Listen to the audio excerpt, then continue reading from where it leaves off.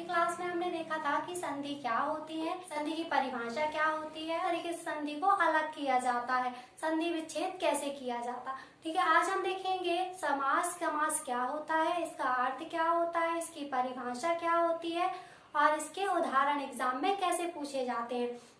तो गाइस हम स्टार्ट करते हैं। समास। समास होता क्या है, सबसे पहले हम देखेंगे इसका अर्थ कि समास क्या होता है। समास दो शब्दों से मिलकर बना होता है, सम और आस।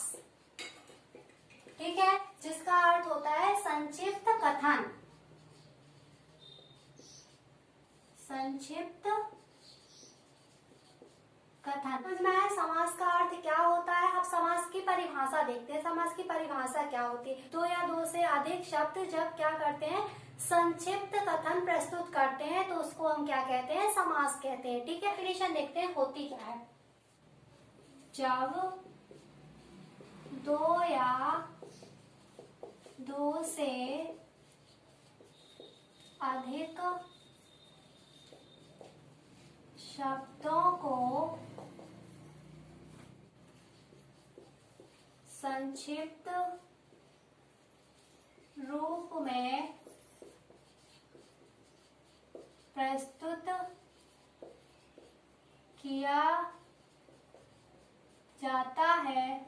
प्रस्तुत किया जाता है उसे समास कहते हैं।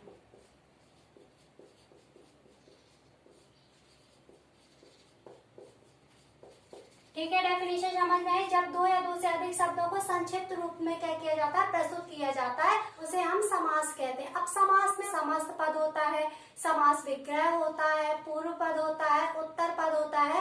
अब ये देखते हैं कि होते क्या है, इनको देखना है कि इनका यूज कैसे किया जाता है। मतलब किसे हम कहेंगे समस्त पद है, किसे कहेंगे हम समास विग्रह है, किसे कहेंगे हम उत्तर पद है।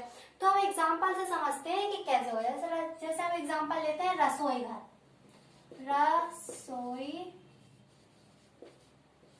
रसोई घर। अब हम एग्जाम्पल के थ्रू समझते हैं कि कौन सा समस्त पद है, कौन सा उत्तर पद। जैसे रसोई, ये क्या है, रसोई है जो ये है पूर्व पद,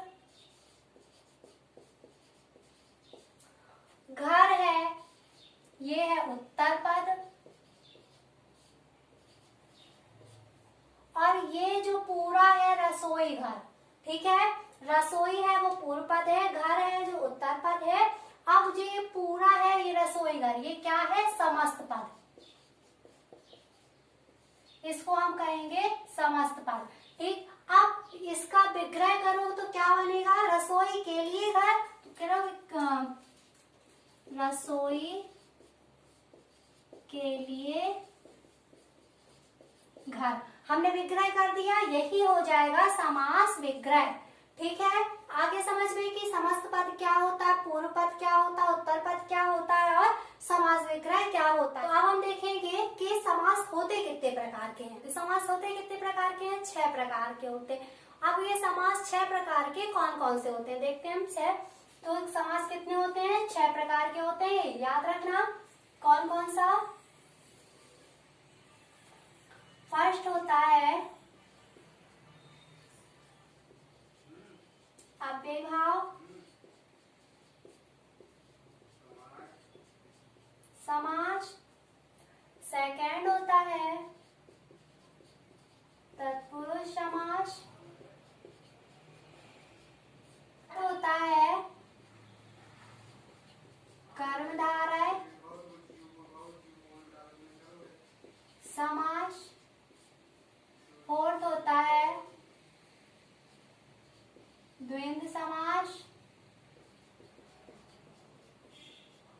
फिफ्थ होता है द्विगु समास। और 6 होता है बहुव्रीहि समास। ये हो गए समास 6 प्रकार के। अब हम देखेंगे इन समासों की पहचान क्या होती है, किस तरीके से हम इन समास को पहचान सकते हैं। तो अव्ययीभाव समास में क्या होता है, इसमें पूर्व पद अव्ययी होता है। ठीक है, क्या होता है, पूर्व पद अव्ययी होता है और इसमें क्या होता है, उपसर्ग लगा होता है। अब पूर्व पद क्या होगा, वो उपसर्ग होगा। ठीक है, तो कैसे, जैसे प्रतिदिन, यथासंभव, आजन्म, हो गया। इसमें क्या होता है, पूर्व पद उपसर्ग होता है। आगे उपसर्ग, प्रति भी उपसर्ग है, यथा भी उपसर्ग है और आ भी उपसर्ग है। ठीक, अब हम देखें तत्पुरुष समास। तत्पुरुष समास में कारक की प्रधानता होती है। कारक पढ़ाए थे, कारक की प्रधानता होती है। ये याद रखना कि कारक की प्रधानता होती है और दोनों शब्दों के बीच में कारक चिन्ह लुप्त होते हैं। फॉर एग्जाम्पल देखो, देश निकाला, दोनों शब्दों के बीच में कारक चिन्ह का लोप है। इसका अगर समास विग्रह करेंगे तो कारक चिन्ह आ जाएगा। जैसे देश निकाला, देश से निकाला, ठीक है, तो कारक चिन्ह क्या है इसका, से। बट यहाँ पे क्या है, दोनों शब्दों के बीच में कारक चिन्ह लुप्त है। कर्मधारय समास में क्या होता है, इसका उत्तर पद प्रधान होता है। ठीक है, क्या होता है, उत्तर पद प्रधान होता है। इसमें उत्तर पद प्रधान होता है। द्वंद्व समास में क्या होता है, दोनों पदों की प्रधानता होती है। क्या होती है, दोनों, मतलब पूर्व पद भी प्रधान होता है और उत्तर पद भी प्रधान होता है। दोनों पदों की प्रधानता होती है। फॉर एग्जाम्पल देखो, जैसे माता और पिता, दोनों पद प्रधान है, पूर्व पद भी प्रधान है और उत्तर पद भी प्रधान है। अब द्विगु समास में क्या होता है कि इसका पूर्व पद क्या होता है, संख्यावाची होता है। पूर्व पद संख्यावाची होता है। ये चीजें याद रखना सबसे इम्पोर्टेंट है। ये चीजें कि इनमें क्या होता है, ये इसकी पहचान होती है। अभी हम उसकी परिभाषा और इसके एग्जाम्पल आगे बताएंगे। बहुब्रीहि समास में क्या होता है, इसमें जो उत्तर पद पूर्व पद दिए रहते हैं वो कोई प्रधान नहीं होता है। इसका जो तीसरा अर्थ निकलता है उसकी प्रधानता होती है। मतलब इसमें दोनों पद प्रधान नहीं होते, दोनों पद प्रधान नहीं होते हैं, जबकि तीसरा पद प्रधान होता है। ठीक है, अब स्टार्टिंग से देख लो क्या होता है। अव्ययभाव समास में पूर्व पद अव्यय होता है और पूर्व पद क्या हो, उपसर्ग होता है। इसकी पहचान ये होती है। तत्पुरुष समास में क्या होता है, कारक चिन्ह की प्रधानता होती है और दो शब्दों के बीच कारक चिन्ह लुप्त होता है। कर्मधारय समास में उत्तर पद प्रधान होता है। द्वंद्व समास में दोनों पदों की प्रधानता होती है।